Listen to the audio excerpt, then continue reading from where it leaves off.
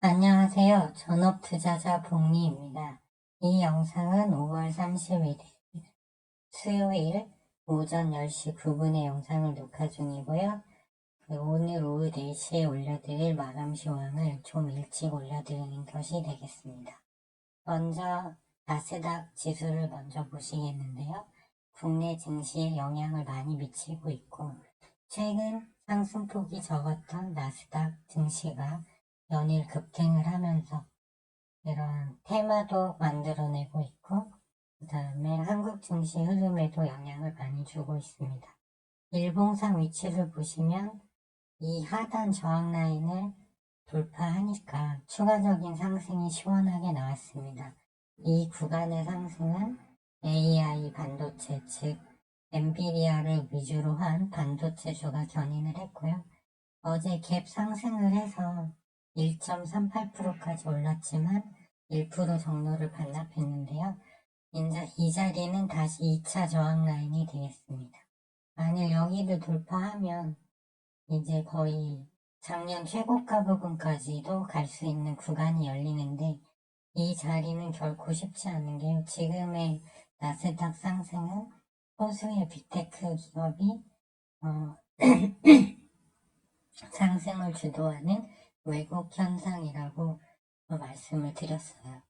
그런데 주봉으로 보면 주봉으로 봐도 구름대 상단 저항 라인이고 월봉으로 봐도 일목상 저항대입니다. 즉 3개의 저항대가 겹치는 구간으로서 이것을 뚫고 가기 위해서는 강력한 상승 명분과 함께 엄청난 매수세가 필요한데 이미 저는 나스닥은 빅테크 기업 개별 종목들의 그 차트를 봐도 좀 버블이다 이렇게 보고 있어서 중기적으로 6월 FOMC 회의까지 조정 흐름이 나올 걸로 일단은 보고 있습니다.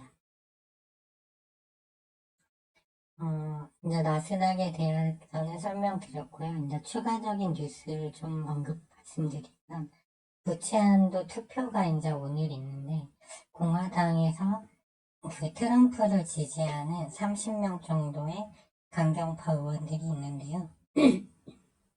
이 의원들이 협상을 주도했던 공화당 대표 메카시 의원의 그 해임을 건의할 정도로 좀 강경하게 협상을 잘 못했다 이렇게 말을 하고 있다고 하고요. 중국 제조업 지수가 또 하락했습니다. 그래서 최근 중국 증시 흐름이 좋지 않고요. 어제 유럽 증시 중에서 근원 CPI가 급반등한 영국만 1.3%, 1.4% 하락이 좀 많이 나왔고 국채금리도 좀 많이 오르고 있습니다. 그래서 작년에 영국 연기금이 미국 국채금리가 상승함에 따라 국채 가격이 폭락해서 한번 문제가 됐었는데 지금 좀 그와 유사한 흐름으로 가는 것 같습니다.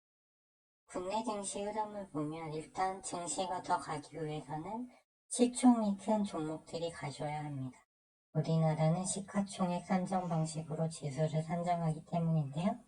하이브, YG, 엔터 등을 보면 엔터는 이미 과열이 신호가 다 떴어요. 반도체가 오늘도 일부 종목 해가지고 상승은 나오고 있는데 상승은 나오고 있지만 여기도 과열 신호가 전부 다 뜬 상태입니다. 그래서 좀 좋지 않다고 보고 있고요.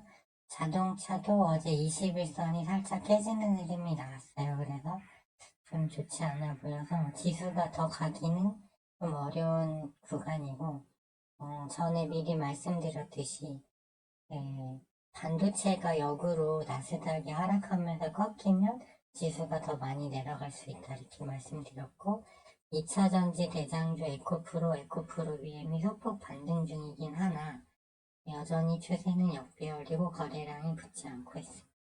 그래서 여전히 해칭 테마가 유리하다고 보고 있는데요. 히토류와 페라이트 관련주는 중국이 한겨레가 오늘 단독 보도가 나왔는데 중국이 우리나라 외교 정상화에 관련해서 4대 불가론을 들고 나왔죠. 그래서 지금 게임주가 연일 하락 중인데요.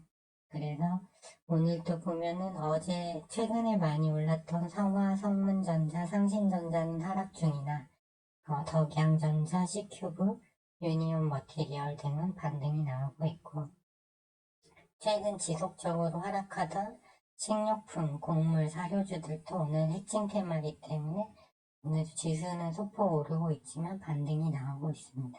그 이유는 아마도 러우 전쟁이 지금 다시 격화되는 것 같아요. 오늘 젤렌스키 대통령이 중국의 평화 중재안을 거부하고 러시아로 진격하겠다고 말을 했고, 또 올해 엘니뇨 현상이 심해서 작황 감소가 좀 있을 것이다 라는 게 지속적으로 재료로 작용하는 모습입니다. 따라서 6월 근원 CPI, 그 다음에 FOMC 회의가 있는 6월 10일 전까지는 지수가 쉬어가야 하는 자리로 보고 있고요. 이제 만약 근원 CPI가 정말 급등한다면, 또는 이게 안 좋게 나온다면 SQQQ 또는 비트코인 선물 하방 베팅 또는 해칭 종목 매매 관점을 유지할 생각입니다. 이 근원 CPI가 중요한데 부동산 가격 추이도 중요하다고 말씀드렸는데, 보시면 호주 주택 가격이 5개월 만에 반등이 나왔고요. 미국 주택 판매 가격도 오늘 발표된 걸 보니까 0.5% 전월 대비 상승했다고 합니다. 그래서 일단 부동산이 잡혀야 근원 CPI 중에서 66%를 차지하는 임대료가 내려와서 근원 CPI가 좀 하락이 나올 수 있는데 지금 그런 상황이 아닌 것 같아요. 그렇기 때문에 좀 주의를 요하고, 오늘 국내 증시 오전 10시 16분 현재 보시면 외국인이 여전히 코스피는 1,550억 사고 있고 코스닥은 400억 정도 매도 중입니다. 그래서 아직 오늘도 뭐 무난한 흐름으로 가고 있는데, 코스피 일봉을 보시면 쌍고점 살짝 위에 있고 분봉상으로도 정배열이지만 2600포인트를 뚫기는 어렵다. 왜 그러냐면 어제 미국장이 엔비디아만 빼고 나머지들은 이제 좀 주춤하는 모습이 나왔거든요. 그렇기 때문에 여전히 저는 이제 유니온 머티리얼하고 삼화전기 가져가고 있는데, 유니온 머티리얼은 오늘 2.3%까지 하락하다가 이제 조금 보합권인데요. 아직 이 30분 봉이 돌아서지 못했고 오늘 거래량이 약합니다. 그래서 좀 시간은 걸리겠지만 계속 가져가 볼 만한 자리로 보고 있고, 그 다음에 삼화전기는 어제 삼화전자가 빠질 때 반등이 나왔는데 오늘은 삼화전자가 오전에 10% 넘어가니까 5.69% 28,800원 부근까지 갔다가 밀렸지만 120분봉 정배열, 30분봉 모두 정배열 자리입니다. 어제 매수 들어온 프로그램이 나가면서 움직이는 것 같은데요. 워낙 탄력이 좋기 때문에, 그리고 지수 전망은 여전히 저는 하향 쪽으로 보고 있기 때문에 지금 매도할 필요는 없다. 시세는 2, 3일 안 그 사이간에도 날 수 있기 때문에 여기 포지션 가져가는 포지션을 유지할 생각이고, 사료주들도 좀 이제 면밀히 좀 봐야겠다 이런 생각을 했고요. 만일 이 칸 해칭 테마 칸 말고 일반 테마, 미래산업, 반도체, 2차전지, 자동차에서 살만한 구간이 있는 종목이 나왔다면 그 종목을 샀겠죠. 하지만 뭐 봤을 때 살 종목이 없습니다. 이쪽. 바이오니아하고 대한제당 정도 체크를 해놨었는데, 바이오니아는 좀 8% 정도 오르고 대한제당도 한 4.4% 반등 중인데, 어차피 지금은 같은 해칭 테마를 갖고 가고 있기 때문에 큰 무리는 아니라고 보고, 반도체 같은 경우 한번 볼까요? 한미반도체 한번 볼까요? 대표적인 좀 시총이 되는 애죠.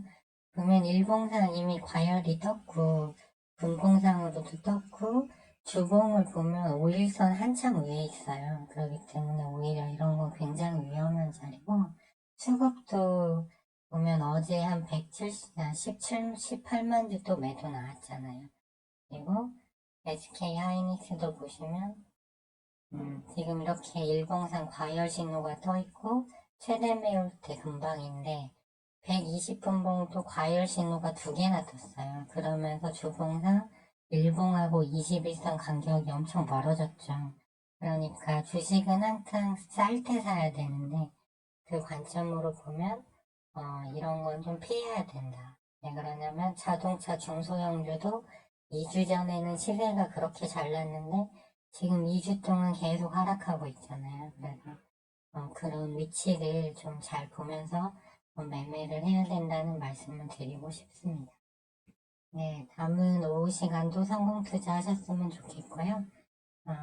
영상이 도움이 되셨다면 좋아요와 구독 신청 부탁드리고 남은 오후 시간 편안하게 잘 보내셨으면 좋겠습니다. 제 투자 모토는 보통은 평안한 삶을 추구하자이거든요.